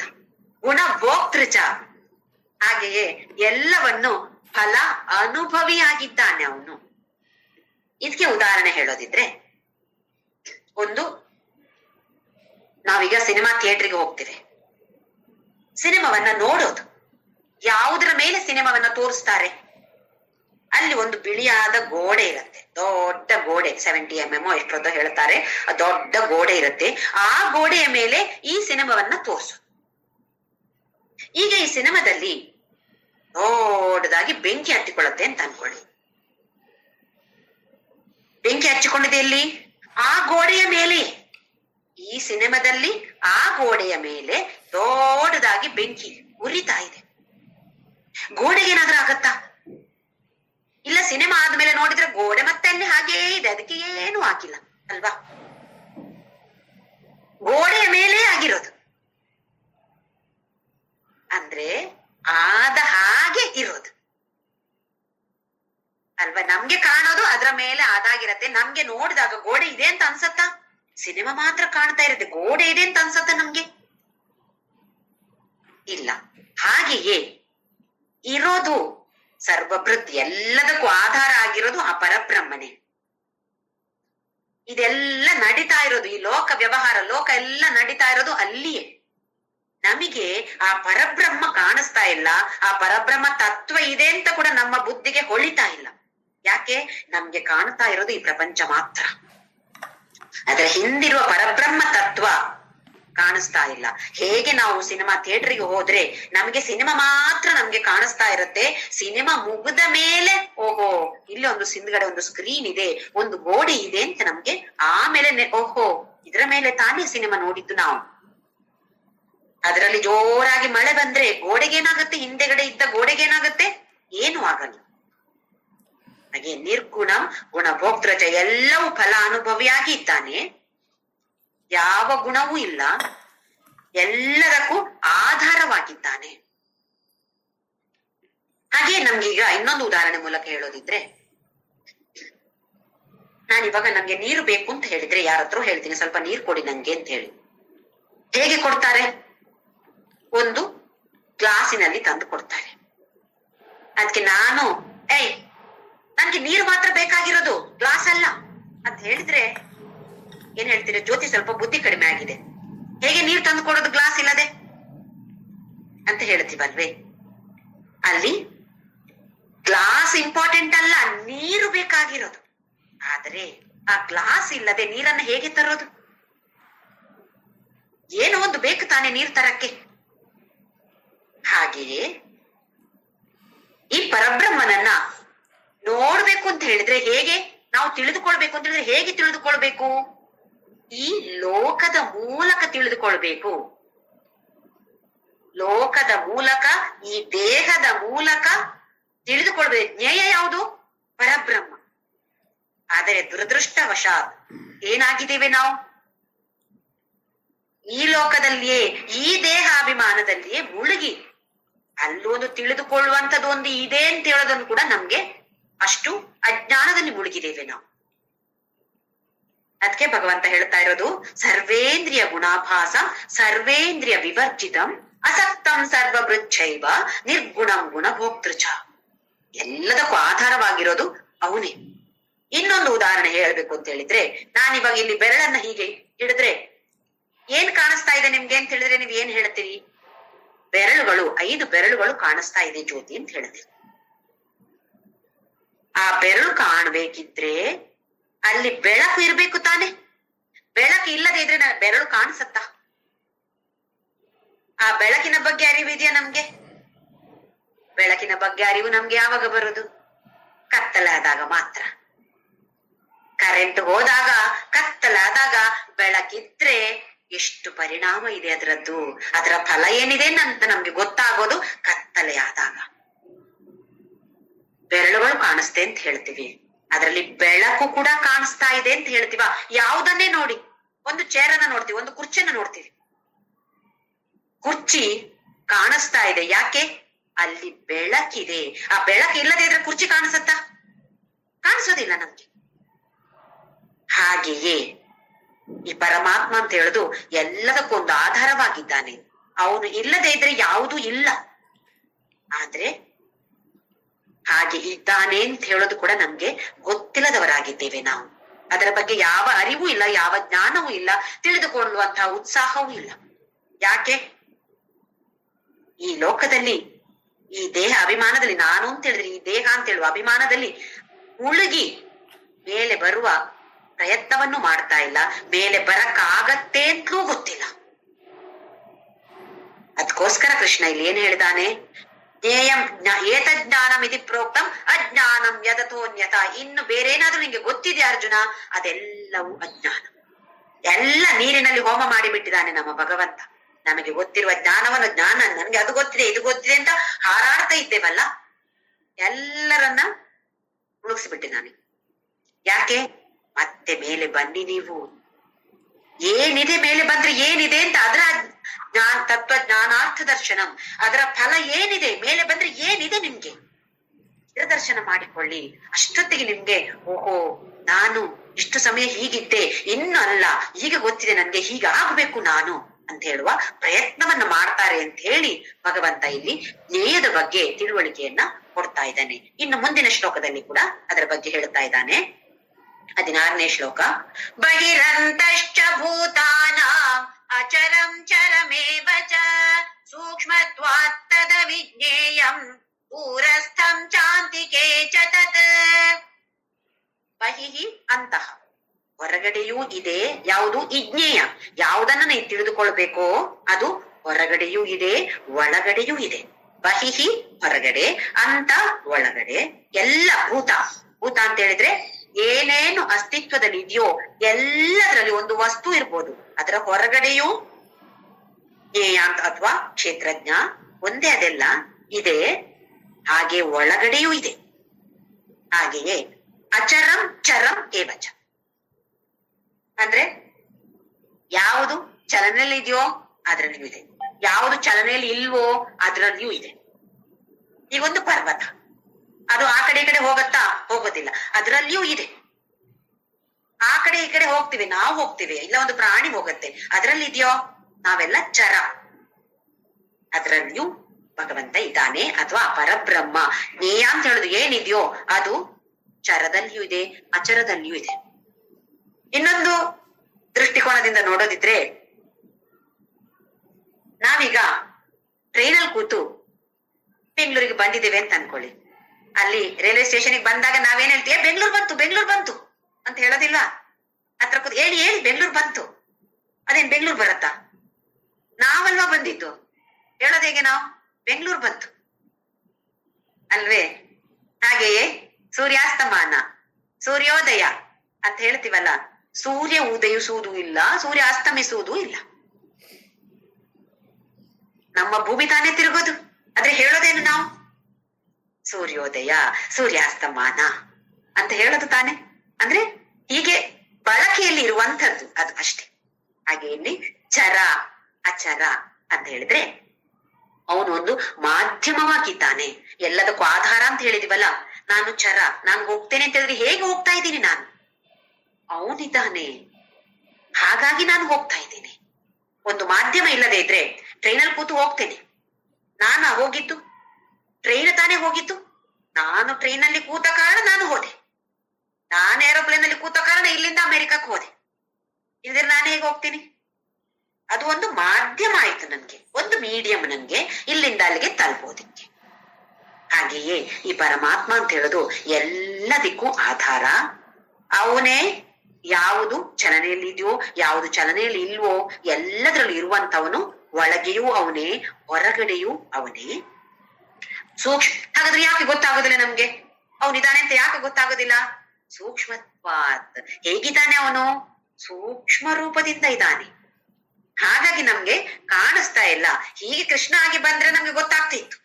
ಕಿರೀಟೆಲ್ಲ ಇಟ್ಟುಕೊಂಡು ಬಂದ್ರೆ ಒಂದು ನವಿಲ್ಗರೆನ ಹಾಕಿದ್ರ ಇವನು ಕೃಷ್ಣ ಅಂತ ನಮ್ಗೆ ಗೊತ್ತಾಗುತ್ತೆ. ಹಾಗೆ ಬಂದಾಗ್ಲೂ ಜನರಿಗೆ ಗೊತ್ತಾಗಿಲ್ಲ, ನಾವೀಗ ಅನ್ಕೊಳ್ಳೋದು ಗೊತ್ತಾಗತ್ತೆ ಅಂತ. ಹಾಗೆ ಬಂದ್ರು ನಮ್ಗೆ ನಮ್ಮಂತ ಅಜ್ಞಾನಿಗಳಿಗೆ ಗೊತ್ತಾಗೋದಿಲ್ಲ ಅದು. ಹಾಗಾದ್ರೆ ಯಾಕೆ ಗೊತ್ತಾಗೋದಿಲ್ಲ? ಹೊರಗಡೆ ಇದ್ದಾನೆ ಒಳಗಡೆ ಇದ್ದಾನೆ ಅಂದ್ರ ಎಲ್ಲ ಕಡೆ ಅವನೇ ಇದ್ದಾನೆ ಅಂತ ಆದ್ರೆ ಯಾಕೆ ಗೊತ್ತಾಗ್ತಾ ಇಲ್ಲ ಅಂತ ಹೇಳಿದ್ರೆ ಭಗವಂತ ಹೇಳ್ತಾನೆ ಸೂಕ್ಷ್ಮತ್ತ. ಅದಕ್ಕಾಗಿ ಅವಿಜ್ಞೇಯ, ಅದಕ್ಕಾಗಿ ನಿಂಗೆ ಅರ್ಥ ಆಗ್ತಾ ಇಲ್ಲ ಅರ್ಜುನ, ಕಾಣಿಸ್ತಾ ಇಲ್ಲ ನಿಂಗೆ. ದೂರಸ್ಥಂಚ ಅಂತಿಕೆ ಚತತ್. ದೂರದಲ್ಲಿದ್ದಾನೆ ಅವನು, ಹತ್ರದಲ್ಲಿಯೂ ಇದ್ದಾನೆ. ನಾವಿವಾಗ ಹೇಳೋದಿಲ್ವಾ, ನಾಮಸ್ಮರಣೆ ಮಾಡಿದ್ರೆ ನಾವು ಒಂದು ಹೆಜ್ಜೆ ಹಾಕಿದ್ರೆ ಭಗವಂತ 10 ಹೆಜ್ಜೆ ನಮ್ಮ ಹತ್ರ ಹಾಕ್ತಾನೆ ಅಂತ ಹೇಳಿ. ಅದಕ್ಕೆ ಅರ್ಥ ಇದೆಯಾ ಹಾಗಾದ್ರೆ ಹಾಗೆ ಹೇಳೋದಕ್ಕೆ? ಎಲ್ಲಿ ಹೆಜ್ಜೆ ಹಾಕಿ ಹೋಗ್ಬೇಕು? ಅವನು ಇಲ್ಲೇ ಇದ್ದಾನಲ್ಲ, ಎಲ್ಲೋ ದೂರದಲ್ಲಿದ್ದ ಅಲ್ಲಿಯೂ ಇದ್ದಾನೆ. ಇನ್ನೆಲ್ಲ ಹುಡುಕಿಕೊಂಡು ಹೋಗ್ಬೇಕು ನಾವು? ಕರಳ ಶಿವ ಇರೋದು ಕೈಲಾಸದಲ್ಲಿ, ಇದು ವೈಕುಂಠದಲ್ಲಿ, ಅಲ್ಲಿಯೂ ಇದ್ದಾನೆ, ವೈಕುಂಠದಲ್ಲಿಯೂ ಇದ್ದಾನೆ ಅಂತ ಸೇರಿಸಿಕೊಳ್ಬೇಕು ನಾವು. ನನ್ನಲ್ಲಿದ್ದಾನೆ, ವೈಕುಂಠದಲ್ಲಿಯೂ ಇದ್ದಾನೆ. ವೈಕುಂಠದಲ್ಲಿ ಮಾತ್ರ ಅಲ್ಲ, ಕೈಲಾಸದಲ್ಲಿ ಮಾತ್ರ ಅಲ್ಲ, ದೂರದಲ್ಲಿಯೂ ಇದ್ದಾನೆ, ಹಾಗೆ ಹತ್ರದಲ್ಲಿಯೂ ಇದ್ದಾನೆ. ಎಷ್ಟು ಹತ್ರ ಇದ್ದಾನೆ? ಎಷ್ಟು ಹತ್ರ? ಎಲ್ಲೋ 1 ಮೈಲು ಅಲ್ಲ, 1 ಕಿಲೋಮೀಟರ್ ಅಲ್ಲ, 1 ಫರ್ಲಾಂಗ್ ಅಲ್ಲ, 1 ಸ್ಟೆಪ್ ಅಲ್ಲ. ನಾನೇ ಅವನು, ಅವನೇ ನಾನು ಇದ್ದಾಗ ಇನ್ನು ದೂರ ಇಲ್ಲಿ ಬಂತು. ದೂರದಲ್ಲಿಯೂ ಅವನಿದ್ದಾನೆ, ಹತ್ರದಲ್ಲಿಯೂ, ಅತ್ಯಂತ ಸಮೀಪದಲ್ಲಿದ್ದಾನೆ. ನನಗೆ ಅತ್ಯಂತ ಸಮೀಪದಲ್ಲಿರುವವನು ಕೂಡ ಅವನೇ, ದೂರದಲ್ಲಿರುವವನು ಅವನೇ, ಸಮೀಪದಲ್ಲಿ ಇರುವಂತವನು ಕೂಡ ಅವನೇ. ದೂರಸ್ಥಂ ಚ ಅಂತಿಕೆ ಚತತ್, ಹತ್ರದಲ್ಲಿರುವವನು ಅವನೇ, ದೂರದಲ್ಲಿ ಕೂಡ ಸ್ಥ, ದೂರಸ್ಥ, ಸ್ಥ ಅಂತ ಹೇಳಿದ್ರೆ ಇರುವವನು, ದೂರದಲ್ಲಿಯೂ ಅವನೇ, ಹತ್ರದಲ್ಲಿಯೂ ಅವನೇ. ಹಾಗಾಗಿ ಅತ್ಯಂತ ಸಮೀಪದಲ್ಲಿರುವ, ಅತ್ಯಂತ ಪವಿತ್ರವಾದ ನಮ್ಮ ಒಳಗೆ ಇರುವಂತಹ ಈ ದೇವಾಲಯ, ಈ ಭಗವಂತ ಇರುವಂತಹ ಅತ್ಯಂತ ಸುಂದರವಾದ ದೇವಸ್ಥಾನ ಅಂತ ಹೇಳಿದ್ರೆ ಯಾವುದೋ ದೊಡ್ಡ ಕಟ್ಟಡ ಅಲ್ಲ, ನಮ್ಮ ಒಳಗಡೆ ಇರುವಂತಹದ್ದು, ಅತ್ಯಂತ ಸುಂದರವಾಗಿ ಇಟ್ಟುಕೊಳ್ಳುವಂತದ್ದು ನಮ್ಮ ಕರ್ತವ್ಯ. ಹೇಗೆ ನಾವು ಬೇರೆ ದೇವಸ್ಥಾನಕ್ಕೆ ಹೋದ್ರೆ ಏನ್ ಚೆನ್ನಾಗಿಲ್ಲ, ಅಲ್ಲಿ ಎಷ್ಟು ಗಲೀಜು, ಇನ್ನೊಂದ್ಸಲ ನಾನು ಹೋಗೋದಿಲ್ಲಪ್ಪ ಅಲ್ಲಿಗೆ ಅಂತ ಹೇಳ್ತೀವಲ್ಲ, ಹಾಗೆಯೇ ನಮ್ಮ ಒಳಗಿರುವ ಈ ದೇವಸ್ಥಾನ ಹೇಗಿದೆ, ಎಷ್ಟು ಮಲಿನವಾಗಿದೆ, ಎಲ್ಲ ರಾಗ ದ್ವೇಷಯುಕ್ತವಾಗಿದೆ. ಇದನ್ನ ಸ್ವಲ್ಪ ಸ್ವಲ್ಪವಾಗಿ ಬಿಡುವ ಪ್ರಯತ್ನವನ್ನ ಮಾಡೋಣ. ಮುಂದಿನ ಶ್ಲೋಕ ನಂಬರ್ 17. ಅವಿಭಕ್ತಂ ಚ ಭೂತೇಷು ವಿಭಕ್ತಮಿವ ಚ ಸ್ಥಿತಂ ಭೂತ ಭರ್ತೃ ಚ ತಜ್ಞೇಯಂ ಗ್ರಸಿಷ್ಣು ಪ್ರಭವಿಷ್ಣು ಚ. ಅವಿಭಕ್ತಂ ಚ ಭೂತೇಷು ವಿಭಕ್ತಮಿವ ಚ ಸ್ಥಿತಂ. ಅವಿಭಕ್ತ, ಯಾವ ವಿಭಾಗಗಳು ನಿಜವಾಗಿ ನೋಡಿದ್ರೆ ಇಲ್ಲ. ಯಾಕೆ? ಅವನು ಏಕರೂಪ, ರೂಪವೇ ಇಲ್ಲ, ಅರೂಪ, ಒಂದೇ ತತ್ವ ಆಗಿ ಇರುವಂಥವು. ನಾವೀಗ ನಮ್ಮ ವಿಜ್ಞಾನಿಗಳನ್ನ ನೋಡಿದ್ರೆ ಏನ್ ಹೇಳ್ತಾರೆ ಅವರು? ನಮ್ಮ ದೇಹದಲ್ಲಿರುವುದೆಲ್ಲ ಪರಮಾಣುಗಳು, ಮಾಲಿಕ್ಯೂಲ್ಸ್ ಅಂತ ಹೇಳ್ತಾರೆ. ಆಮೇಲೆ ಈ ಮಾಲಿಕ್ಯೂಲ್ ಅಥವಾ ಪರಮಾಣುವನ್ನ ಮತ್ತೆ ವಿಭಾಗ ಮಾಡಿದ್ರೆ ಏನಿದೆ ಅಂತೆ? ಅಣುಗಳಿವೆ ಅಂತೆ, ಸಣ್ಣ ಸಣ್ಣ ಕಣ್ಣಿಗೆ ಕಾಣದಂತಹ ಅಣು ಅಥವಾ ಆಟಮ್ಸ್ ಅಂತ ಹೇಳ್ತೀವಿ. ಆಟಮ್ಸ್ ಇದೆ ಅಂತೆ ಅಲ್ಲ, ಅಣು ಮತ್ತೆ ಪರಮಾಣು. ಆಮೇಲೆ ಏನಿದೆ? ಮತ್ತೆ ಅದನ್ನ ವಿಭಾಗ ಮಾಡಿದ್ರೆ ಇಲೆಕ್ಟ್ರಾನು, ಪ್ರೋಟಾನು, ನ್ಯೂಟ್ರಾನ್ ಹೀಗೆಲ್ಲ ಇದೆಯಂತೆ. ಮತ್ತೆ ಅದನ್ನ ವಿಭಾಗ ಮಾಡಿದ್ರೆ ಮತ್ತೆ ನೀವು ವಿಜ್ಞಾನಿಗಳನ್ನ ಕೇಳಿದ್ರೆ ಮತ್ತೆ ಅದರಲ್ಲಿ ಸಣ್ಣ ಎನರ್ಜಿ ಮಾತ್ರ ಅಂತ ಹೇಳ್ತಾರೆ ಅವರು, ಶಕ್ತಿ ಮಾತ್ರ ಇರೋದು ಅಂತ ಹೇಳಿ. ಮತ್ತೆ ನಮ್ಮ ಸನಾತನ ಧರ್ಮ ಏನನ್ನ ಹೇಳ್ತಾ ಇರೋದು? ಇವ್ರು ಇವಾಗ ಅದನ್ನ ಕಲ್ತಿರೋದು. ನಮ್ಮ ಸನಾತನ ಧರ್ಮದಲ್ಲಿ ಯಾವಾಗ್ಲೋ ಹೇಳಿದ್ದಾರೆ ಇದೆಲ್ಲ ಒಂದು ಅದ್ಭುತವಾದ ಶಕ್ತಿ ಅಂತ. ಇವ್ರು ಇವಾಗ ಅದನ್ನ ಡಿಕ್ಲೇರ್ ಮಾಡಿರೋದು. ನಮ್ಮಲ್ಲಿ ಎಷ್ಟೋ ಸಾವಿರ ವರ್ಷಗಳ ಹಿಂದೆ ಎಲ್ಲ ಉಪನಿಷತ್ತುಗಳನ್ನು ನೋಡಿ ಭಗವದ್ಗೀತೆಯಲ್ಲಿ ಏನನ್ನ ಹೇಳ್ತಾ ಇರೋದು? ಅವಿಭಕ್ತಂ ಚ ಭೂತೇಶು ವಿಭಕ್ತಮಿವ. ಅವನು ನಿಜವಾಗಿ ನೋಡಿದ್ರೆ ಯಾವ ವಿಭಾಗಗಳು ಇಲ್ಲ. ಆದ್ರೆ ಈ ಭೂತಗಳಲ್ಲಿ ಯಾವುದು ಅಸ್ತಿತ್ವದಲ್ಲಿ ಏನೇನಿದೆಯೋ ಅದರಲ್ಲಿ ಎಲ್ಲ ವಿಭಾಗಗಳು ಆದ ಹಾಗೆ ಕಾಣಿಸ್ತಾ ಇದ್ದಾನೆ. ವಿಭಕ್ತಂ ಇವ, ವಿಭಾಗಗಳು ಇದ್ದ ಹಾಗೆ ಅಂದ್ರೆ ವಿಭಾಗಗಳಾಗಿ ಮಾಡಿದ ಹಾಗೆ ಕಾಣಿಸ್ತಾ ಇದ್ದಾನೆ. ಸ್ಥಿತಂ, ಹಾಗೆ ಇದ್ದಾನೆ, ನೋಡಕ್ಕಾಗಿದ್ದಾನೆ. ಎಷ್ಟು ವಿಭಾಗಗಳು? ನಮ್ಗೆ ಎಷ್ಟು ದೇಹಗಳು ಕಾಣಿಸುತ್ತೆ, ಎಷ್ಟು ವಸ್ತುಗಳು ಕಾಣಿಸುತ್ತೆ, ಅಷ್ಟು ವಿಭಾಗಗಳ ಅಷ್ಟು ವಿಭಾಗಗಳು. ಅದಲ್ಲದೆ ಎಲ್ಲ ಕಡೆ ಇದ್ದಾನೆ ಅಂತ ಹೇಳಿಲ್ವಾ? ಇಲ್ಲೊಂದು ವಸ್ತು ಇದೆ, ಇದು ಪರಮಾತ್ಮ, ಇಲ್ಲೊಂದು ವಸ್ತು ಇದೆ, ಇದು ಪರಮಾತ್ಮ. ನಾನು ಮತ್ತೆ ನನ್ನ ಕಂಪ್ಯೂಟರ್ ಮಧ್ಯದಲ್ಲಿ ಜಾಗ ಇದೆ, ಅದು ಪರಮಾತ್ಮ. ಹಾಗಾದ್ರೆ ಎಷ್ಟು ವಿಭಾಗಗಳು? ಆ ಭಗವಂತನೇ ಬಲ್ಲ. ವಿಭಾಗಗಳಿದೆಯಾ ಅವನಿಗೆ? ವಿಭಾಗಗಳೇ ಇಲ್ಲ. ಅವನು ಒಂದೇ ಇರೋದು, ಒಬ್ಬನೇ ಇರೋದು, ಒಂದೇ ಇರೋದು, ಒಬ್ಳೇ ಇರೋದು, ಯಾವ್ದು ಬೇಕಾದ್ರೂ ಹೇಳಿ. ಕಾಣಕ್ ಹೇಗಿದೆ? ಎಷ್ಟೊಂದು ವಿಭಾಗಗಳ ಹಾಗೆ. ಯಾಕೆ? ಭೂತೇಶು, ಎಲ್ಲ ಯಾವ್ದ್ಯಾವ್ದು ಅಸ್ತಿತ್ವದಲ್ಲಿ ಇದೆಯೋ ಅದರಲ್ಲೆಲ್ಲ ನಮಗೆ ಹೇಗೆ ಕಾಣಿಸ್ತಾ ಇದೆ? ಬೇರೆ ಬೇರೆ ಬೇರೆ ಬೇರೆ. ಇದು ಒಂದು ದೇಹ, ಇದು ಒಬ್ರು, ಇನ್ನೊಬ್ರು ಈ ವ್ಯಕ್ತಿ, ಇದು ಒಂದು ವಸ್ತು ಅಂತ ನಮ್ಗೆ ಕಾಣಿಸ್ತಾ ಇರೋದು. ನಿಜವಾಗಿ ಯಾರದು? ಯಾವುದದು? ಅದು ಆ ಪರಬ್ರಹ್ಮ ಶಕ್ತಿ ಮಾತ್ರ, ಬೇರೇನು ಇಲ್ಲ. ಅವಿಭಕ್ತಂ ಚ ಭೂತೇಶು, ನಿಜವಾಗಿ ನೋಡಿದ್ರೆ ಅವಿಭಕ್ತ. ಅವಿಭಕ್ತ ಅಂತ ಹೇಳಿದ್ರೆ ನಮ್ಗೆ ಇಲ್ಲಿ ಭಾಗಗಳಾಗಿ ವಿಭಾಗ ಮಾಡಿದ್ರೆ ವಿಭಕ್ತ ಅಂತ ಇರೋದು. ಅವಿಭಕ್ತ ನಿಜವಾಗಿಯೂ ನೋಡಿದ್ರೆ ಯಾವ ಭಾಗಗಳು ಇಲ್ಲ, ವಿಭಾಗ ಮಾಡಕ್ ಸಾಧ್ಯನೇ ಇಲ್ಲ. ಆದ್ರೆ ಭೂತೇಶು, ಈ ಭೂತಗಳಲ್ಲಿ ವಿಭಕ್ತಂ ಇವ, ಅದು ಮಾಡಿದ ಹಾಗೆ, ವಿಭಾಗಗಳಾಗಿ ಮಾಡಿದ ಹಾಗೆ ಸ್ಥಿತ ಇದ್ದಾನೆ. ಭೂತ ಭರ್ತೃ ಚ ತಜ್ಞೇಯಂ ಗ್ರಸಿಷ್ಣು ಪ್ರಭವಿಷ್ಣು ಚ. ಮತ್ತೆ ಈ ಜ್ಞೇಯ ಅಂತ ಹೇಳಿದ್ರೆ ಅರ್ಜುನ ಏನು ಅಂತ ಹೇಳಿದ್ರೆ, ಭೂತಗಳಲ್ಲಿ ಭರ್ತೃ ಪಾಲನೆ ಪೋಷಣೆ ಮಾಡುವಂಥದ್ದು, ಅಂದ್ರೆ ವಿಷ್ಣುವಿನ ರೂಪ ಅಂತ ನಾವು ಹೇಳ್ತೀವಿ. ಪಾಲನೆ ಪೋಷಣೆ ಮಾಡೋದು ಯಾರು? ನಮ್ಮನ್ನು ಅವತಾರಗಳಲ್ಲಿ 3, ಬ್ರಹ್ಮ, ವಿಷ್ಣು, ರುದ್ರ ಅಥವಾ ಈಶ್ವರ ಅಥವಾ ಶಿವ. ಇದರಲ್ಲಿ ನಾವು ಹೇಳ್ತೇವೆ ಪಾಲನೆ ಪೋಷಣೆಯನ್ನು ಮಾಡುವುದು ವಿಷ್ಣು. ಹಾಗೆಯೇ ಗ್ರಸಿಷ್ಣು, ಗ್ರಸಿಷ್ಣು ಅಂತ ಹೇಳಿದ್ರೆ ಲಯಕಾರಿ, ಅಂದ್ರೆ ಶಿವನ ರೂಪ. ಪ್ರಭವಿಷ್ಣು ಅಂತ ಹೇಳಿದ್ರೆ ಬ್ರಹ್ಮ. ಪ್ರಭವಿಷ್ಣು ಅಂತ ಹೇಳಿದ್ರೆ ಬ್ರಹ್ಮ, ಯಾಕೆ ಅಂತ ಹೇಳಿದ್ರೆ ಹುಟ್ಟಿಸುವಂತವನು. ಇಲ್ಲಿ ಭರ್ತೃ ಅಂತ ಹೇಳಿದ್ರೆ ಪಾಲನೆ ಪೋಷಣೆ ಮಾಡುವಂತ ಅಥವಾ ನಮ್ಮನ್ನ ನೋಡಿಕೊಳ್ಳುವಂತವನು ವಿಷ್ಣು. ಗ್ರಸಿಷ್ಣು ಅಂತ ಹೇಳಿದ್ರೆ ಲಯಕಾರಿ ಶಿವ. ಹಾಗೆಯೇ ಪ್ರಭವಿಷ್ಣು ಅಂತ ಹೇಳಿದ್ರೆ ಯಾರು ನಮಗೆ ಜನ್ಮವನ್ನ ಕೊಡ್ತಾರೆ, ಅಂದ್ರೆ ಈ ದೇಹಕ್ಕೆ ಅಂತಲ್ಲ, ಜನ್ಮವನ್ನ ಕೊಟ್ಟು ನಮ್ಮನ್ನ ಇಲ್ಲಿ ಕರ್ಕೊಂಡು ಬರುವಂತವನು ಬ್ರಹ್ಮ. ಅದು ಯಾರು? ಭಗವಂತ ಏನ್ ಹೇಳ್ತಾನೆ, ಅದೆಲ್ಲವೂ ಈ ಜ್ಞೇಯ. ಪ್ರತಿಯೊಂದು ಭೂತಕ್ಕೂ ಹೀಗೆ ಮಾಡೋದಲ್ಲ ಯಾರು? ಅದು ಜ್ಞೇಯ. ಇದನ್ನ ನೀನು ತಿಳಿದುಕೊಳ್ಳಬೇಕಾದಂಥದ್ದು ಏನಿದೆಯೋ ಅದು ಜ್ಞೇಯ. ವಸಿಷ್ಣು, ಪ್ರಭವಿಷ್ಣು, ಭರ್ತೃ ಇದೆಲ್ಲದರ ಬಗ್ಗೆ ನಿಜವಾಗಿ ಆದ್ರೂ ತಿಳಿದುಕೊಳ್ಳಬೇಕಾದದ್ದು ಯಾವುದಿದೆಯೋ ಅದನ್ನೇ ಜ್ಞೇಯ ಅಂತ ಕರೆಯೋದು. ಮುಂದಿನ ಶ್ಲೋಕ.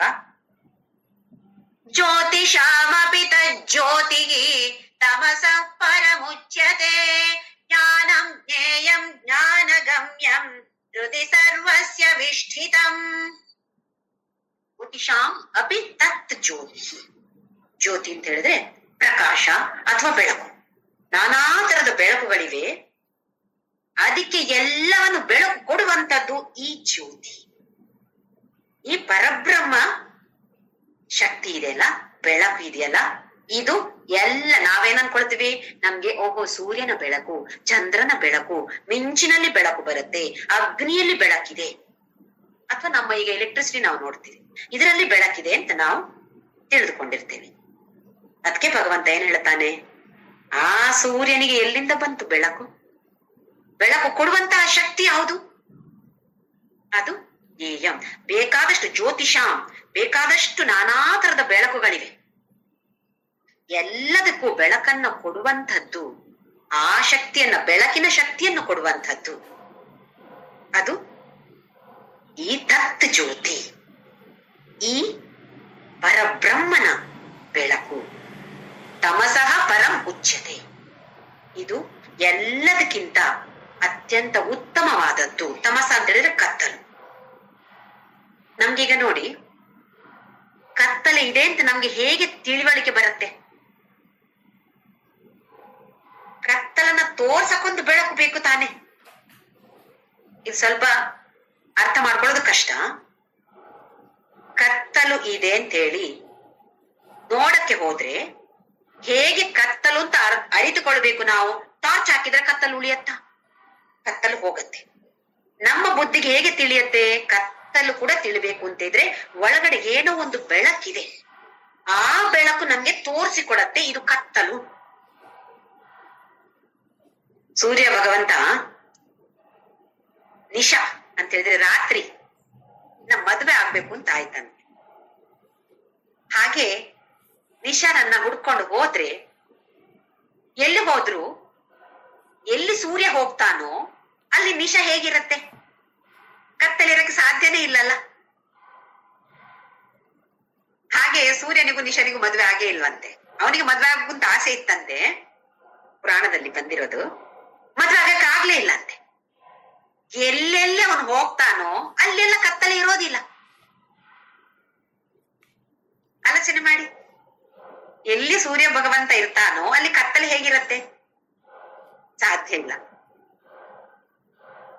ಹಾಗಾದ್ರೆ ನಮ್ಗೆ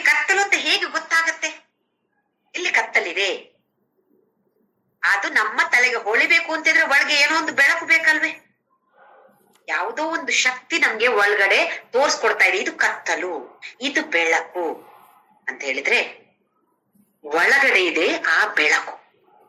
ಅಂತರ್ಜ್ಯೋತಿ 5ನೇ ಅಧ್ಯಾಯದಲ್ಲಿ ನಾವು ನೋಡಿದ್ದೇವೆ. ಅಂತರ್ಜ್ಞಾನ, ಅಂತರ್ಜ್ಯೋತಿ, ಒಳಗಡೆ ಇರುವಂತಹ ಜ್ಯೋತಿ ಇದು, ಹೊರಗಡೆಯಿಂದ ಬಂದ ಬೆಳಕಲ್ಲ. ಇದಕ್ಕೊಂದು ಉಪನಿಷತ್ತಿನಲ್ಲಿ, ಬೃಹದಾರಣ್ಯಕ ಉಪನಿಷತ್ತಿನಲ್ಲಿ ಒಂದು ಉದಾಹರಣೆ ಮೂಲಕ ಹೇಳ್ತೀನಿ. ಇನ್ನೊಂದು ಬರುವ ಕ್ಲಾಸಿನಲ್ಲಿ ಅದರ ಬಗ್ಗೆ ಹೇಳ್ತೇನೆ. ಬೃಹದಾರಣ್ಯಕ ಉಪನಿಷತ್ತಿನಲ್ಲಿ ಯಾಜ್ಞವಲ್ಕ್ಯನಿಗೂ ಜನಕ ಮಹಾರಾಜನಿಗೂ ನಡೆಯುವಂತಹ ಸಂಭಾಷಣೆ ಇದೇ ಈ ತರದ ಬೆಳಕಿನ ಬಗ್ಗೆ. ಏನದು ಅಂತ ಹೇಳಿ, ಹಾಗೆ ಇಲ್ಲಿ ಜ್ಯೋತಿಷಾಮಪಿತು ತಜ್ಜ್ಯೋತಿ ತಮಸ ಪರಮುಚ್ಯತೆ. ಇದನ್ನ ಕಠೋಪನಿಷತ್ ಹಾಗೂ ಇನ್ನೊಂದು ಉಪನಿಷತ್ತಿನಲ್ಲಿ ಬರುವಂತ ಒಂದು ಶ್ಲೋಕ ಇದೆ. ನ ತತ್ರ ಸೂರ್ಯೋ ಭಾತಿ ನ ಚಂದ್ರ ತಾರಕಂ ನೇಮ ವಿದ್ಯುತೋ ಭಾಂತಿ ಕುತೋ ಯಮಗ್ನಿಹಿ. ಈ ಒಂದು ಶ್ಲೋಕವನ್ನ ತುಂಬಾ ಕಡೆ ದೇವಸ್ಥಾನಗಳಲ್ಲಿ ಆರತಿ ಮಾಡಿದಾಗ ಹೇಳ್ತಾರೆ. ಈ ಆರತಿ ಮಾಡುವ ಬೆಳಕೆಲ್ಲ ಏನಿದು? ಈ ಬೆಳಕಿನ ಮೂಲಕ ನಾವು ನೋಡೋ ಪ್ರಯತ್ನವನ್ನ ಮಾಡ್ತಾ ಇದೆ. ಅವನೇ ಬೆಳಕು. ಅವನು ಯಾವ ತರದ ಬೆಳಕು? ಅತ್ಯಂತ ಅದ್ಭುತವಾದ ಬೆಳಕು. ಈ ಆರತಿಗೆ ಶಕ್ತಿಯನ್ನ ಕೊಡುವಂತ, ಬೆಳಕಿನ ಶಕ್ತಿಯನ್ನ ಕೊಡುವಂತ ಬೆಳಕು ಅವನು. ಅವನನ್ನ ನೋಡಕ್ಕೆ ಈ ಆರತಿ ಮೂಲಕ ಪ್ರಯತ್ನವನ್ನ ಮಾಡ್ತಾ ಇದ್ದೇವೆ. ಸೌಂದರ್ಯ ಲಹರಿಯ ಕೊನೆಯ ಶ್ಲೋಕದಲ್ಲಿಯೂ ಶಂಕರಾಚಾರ್ಯ ಇದನ್ನೇ ಹೇಳ್ತಾ ಇರೋದು. ನೀನೇ ಬೆಳಕು. ನಿನ್ನನ್ನ ನೋಡೋದಿಕ್ಕೆ ಈ ಬೆಳಕನ್ನ, ಈ ಆರತಿಯನ್ನ ನಾನು ತೋರಿಸ್ತಾ ಇದ್ದೇನೆ. ಈ ಆರತಿಯ ಮೂಲಕ ನಿನ್ನ ಅದ್ಭುತವಾದ ಬೆಳಕನ್ನ ನೋಡುವ ಪ್ರಯತ್ನವನ್ನ ನಾನು ಮಾಡ್ತಾ ಇದ್ದೇನೆ. ಕೊನೆಯ ಸೌಂದರ್ಯ ಲಹರಿಯ ಕೊನೆಯ ಶ್ಲೋಕದಲ್ಲಿ ಶಂಕರಾಚಾರ್ಯರು ಹೇಳುವಂತಹದ್ದು ತುಂಬಾ ಅದ್ಭುತವಾಗಿದೆ. ಮತ್ತೆ ನಾವು ಸೌಂದರ್ಯ ಲಹರಿ ಕಲ್ತಾಗ ಆ ಶ್ಲೋಕಗಳ ಅರ್ಥಗಳನ್ನೆಲ್ಲ ತಿಳಿದುಕೊಂಡಾಗ ಆ ಕೊನೆಯ ಶ್ಲೋಕದ ಅರ್ಥವು ಕೂಡ ಎಷ್ಟು ಅದ್ಭುತವಾಗಿದೆ ಅಂತ ನಮ್ಗೆ ತಿಳಿಯತ್ತೆ. ಜ್ಞಾನಂ ಜ್ಞೇಯಂ ಜ್ಞಾನಗಮ್ಯಂ ಹೃದಯ ಸರ್ವಸ್ಯ ವಿಷ್ಠಿತಂ. ಜ್ಞಾನ ಜ್ಞೇಯ ಜ್ಞಾನಗಮ್ಯ ಅಂತ ಹೇಳಿದ್ರೆ ಇದು ನಾವು ಸೇರುವಂತಹ ಒಂದು ಜಾಗ ಅಂತ ಹೇಳ್ಬೋದು. ನಾವು ಪರಮಾತ್ಮನ ಪಾದ ಅಂತ ಹೇಳ್ತೀವಿ ನಾವು. ಅಥವಾ ಎಲ್ಲಿ ಸೇರ್ಬೇಕು ಅಂದ್ರೆ ಮೋಕ್ಷ. ಇದೆಲ್ಲವೂ ಕೂಡ ಸರ್ವಸ್ವ ಹೃದಯ ಸರ್ವಸ್ಯ ವಿಷ್ಠಿತಂ, ಎಲ್ಲರ ಹೃದಯದ ಒಳಗೆ ಇದೆ. ಯಾರಿಗೂ ಗೊತ್ತಾಗ್ತಾ ಇಲ್ಲ. ಗೊತ್ತಿದೆ ನಮ್ಗೆ ಹೃದಯದ ಒಳಗೆ ಇದೆ ಅಂತ ಗೊತ್ತಾಗ್ತಾ ಇದೆ. ಅಂದ್ರೆ ಥಿಯರಿಟಿಕಲ್ ನಾಲೆಜ್ ನಮ್ಗೆ ಇದೆ, ಹೃದಯದಲ್ಲಿ ಭಗವಂತ ಇದ್ದಾನೆ. ಹಾಗಾದ್ರೆ ಎಷ್ಟು ಪ್ರಾಮುಖ್ಯತೆನ ನಾವು ಕೊಡ್ತಾ ಇದ್ದೀವಿ ಆ ಹೃದಯದಲ್ಲಿ ಇರೋದಿಕ್ಕೆ. ಅವನು ಹೃದಯವನ್ನ ನಿರ್ಮಲವಾಗಿ ಇಟ್ಕೊಳ್ತಾ ಇದ್ದೀವ. ಅವನು ಇರ್ಬೇಕು ಅಂತ ಆಸೆ ಇದ್ರೆ ಹೃದಯ ಎಷ್ಟು ನಿರ್ಮಲವಾಗಿರ್ಬೇಕು ಗೊತ್ತಿವ ನಮ್ಗೆ ಗೊತ್ತಿದೆ. ಇರ್ತಾನೆ ಅಲ್ಲಿಂದ ಗೊತ್ತಿದೆ. ಆದ್ರೆ ಅದನ್ನ ನಿರ್ಮಲವಾಗಿ ಇಟ್ಟುಕೊಳ್ಳುವಂತಹ ಪ್ರಯತ್ನವನ್ನ ಮಾಡ್ತಾ ಇದ್ದೇವ ನಾವು. ಇದು ನಮ್ಗೆಲ್ಲರಿಗೂ ನಾವೇ ಪ್ರಶ್ನೆ ಮಾಡಿಕೊಳ್ಬೇಕು. ನಾವೇ ಅದಕ್ಕೆ ಉತ್ತರವನ್ನ ಕೊಟ್ಟುಕೊಳ್ಬೇಕು. ಬೇರೆಯವ್ರು ಯಾರು ನಮ್ಗೆ ಅದಕ್ಕೆ ಉತ್ತರವನ್ನ, ಎಷ್ಟು ನಿರ್ಮಲವಾಗಿದೆ ನಿಮ್ಮ ಮನಸ್ಸು, ಅದು ನಾವೇ ಹೇಳ್ಬೇಕು. ಹೊರಗಡೆ ಕಾಣುವಾಗ ಭಾರಿ ಚಂದ, ಎಷ್ಟು ಚಂದ ಮಾತಾಡ್ತಾರೆ, ಭಾರಿ ಒಳ್ಳೆ ಮನಸ್ಸಿನವರು. ಒಳಗಡೆಯ ಮನಸ್ಸು ಅವ್ರವರಿಗೆ ಮಾತ್ರ ಗೊತ್ತು ಹೇಗಿದೆ ಅಂತ ಹೇಳಿ. ಅವ್ರವ್ರು ಮಾತ್ರ ಗೊತ್ತಾಗ್ಬೇಕಷ್ಟೇ. ತುಳುವಿನಲ್ಲಿ ಒಂದು ಇದಿದೆ, ಬಾಯಿಟ್ಟು ಮಗ ಬಂಜಿಟ್ಟು ಭಗ ಅಂತ ಹೇಳಿ. ಬಾಯಲ್ಲಿ ಅಲ್ಲ ಮಗ, ಇಲ್ಲ ಮಗ ಅಂತ ಹೇಳ್ತಾರಂತೆ. ಹೊಟ್ಟೆಯಲ್ಲಿ ಭಗ ಅಂತ ಹೇಳಿ ಬೆಂಕಿ ಉರಿತಾ ಇರತ್ತೆ ಅಂತೆ. ಹಾಗಾಗ್ಬಾರ್ದು ನಾವ್ ಯಾರು ಕೂಡ. ಹೇಗಿದೆ ಮನಸ್ಸು, ಹೇಗಿದೆ ಅಂತ ಹೇಳಿ ಅರ್ಥ ಮಾಡಿಕೊಂಡು ನಾನೇನು ಮಾಡಬೇಕಾಗಿದೆ ಇನ್ನು, ಇದರ ಬಗ್ಗೆ ತಿಳುವಳಿಕೆಯನ್ನ ನಾವೆಲ್ಲರೂ ಪಡೆದುಕೊಂಡು ನಮ್ಮ ಜೀವನದಲ್ಲಿ ಆಚರಣೆ ತಂದುಕೊಂಡು ತರುವಾಗ ಕೂಡ ಹೇಗಿರ್ಬೇಕು, ಅಯ್ಯೋ ನನ್ಗಿದು ಗೊತ್ತಾಗ್ತಾ ಇಲ್ಲ, ನಂಗಿದು ಬರ್ತಾ ಇಲ್ಲ, ನಂಗಿದು ಆಚರಣೆಯಲ್ಲಿ ಮಾಡಕ್ ಆಗ್ತಾ ಇಲ್ಲ ಅಂತ ಅಳ್ತಾ ಕೂರೋದಲ್ಲ. ಖುಷಿಯಲ್ಲಿ ಇರ್ಬೇಕು. ನಮ್ಮ ಜೀವನ ಖುಷಿಯಲ್ಲಿ ನಡೆಸ್ಬೇಕು ನಾವು. ಹಾಗೆ ನಮ್ಮ ಅಕ್ಕಪಕ್ಕದಲ್ಲಿ ಇರುವವರಿಗೆ ಕೂಡ ಆ ಖುಷಿಯನ್ನ ಹಂಚಿಕೊಳ್ಬೇಕು. ಅವರು ಕೂಡ ನಮ್ಮಿಂದ ಈ ಖುಷಿಯನ್ನ ತೆಗೆದುಕೊಳ್ಳುವಂತರಾಗ್ಬೇಕು. ನಮ್ಮಲ್ಲಿಯೂ ಖುಷಿ ಇರ್ಬೇಕು, ಬೇರೆಯವರಿಗೂ ಆದಷ್ಟು ಸಂತೋಷವನ್ನ ಹಂಚುವ ಪ್ರಯತ್ನವನ್ನ ಎಲ್ರೂ ಮಾಡೋಣ. ಜೈ ರಾಮ್ ಜೈ ರಾಮ್ ಓಂ ಶ್ರೀ ರಾಮ್.